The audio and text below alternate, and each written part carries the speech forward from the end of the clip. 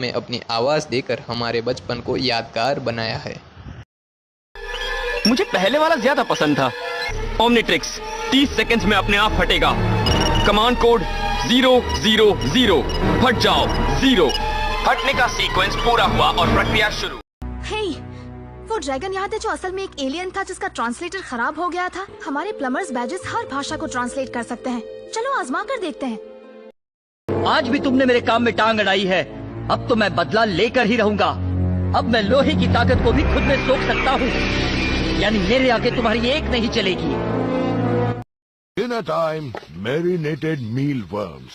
States में ये इतने ताजा कम ही मिलते हैं। पता है कुछ देशों में इन्हें टेस्टी खाना माना जाता है। अगर 24 घंटों के अंदर उन्हें ओमनीमेट्रिक्स के अंदर नहीं लाया गया तो वो तबाह हो जाएंगे, और अगर ऐसा हुआ तो तुम हमेशा के लिए उनकी शक्तियां खो दोगे। हार मान लो, हो सकता है मैं तुम्हारी मौत आसान कर दूं।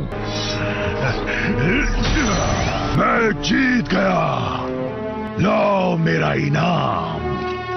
मैं उन्हें वापस ऑस्मोस ले जाना चाह रहा था, मगर तुम्हारी वजह से प्लान बदलना पड़ा। मैं उन 5 एलियंस की ताकत को एब्जॉर्ब करने के काबिल बन जाऊंगा। मुझे रोकना नामुमकिन होगा। तुम्हें तो मैं चुटकियों में मसल सकता हूँ, मगर नहीं, पहले तुम्हारे दोस्त को ही खत्म करता हूँ। अगर मेरा ओमनीट्रिक्स काम नहीं कर सकता तो मैं उसका छीन लूंगा। ये जंग है बेन, और जंग में सब कुछ जायज है। फैसला उसे करने दो। एंड्रियस, क्या तुम बॉम्ब को कस के पकड़ सकते हो? क्या तुम उसके धमाके को सोख सकते हो?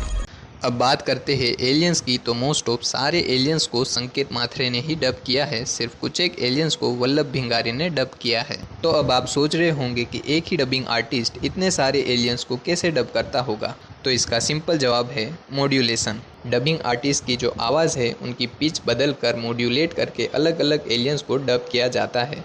तो चलिए फिर भी कुछ एक एलियंस की आवाज़ को सुन लेते हैं।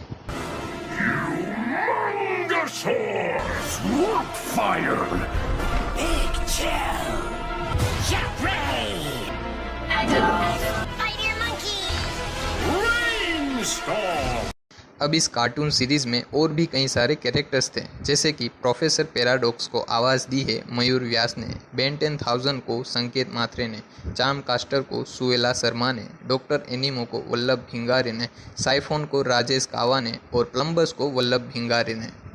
तो ये सारी बातें हो गई इस कार्टून सीरीज़ में आने वाले कैरेक्टर्स की। अब बात करते हैं बेन 10 के थीम सॉन्ग की। तो जो सबसे पहला सीज़न आया था 2005 में बेन 10 क्लासिक, उस सीज़न का हिंदी थीम सॉन्ग सुनिधि चौहान ने गाया है। और उसके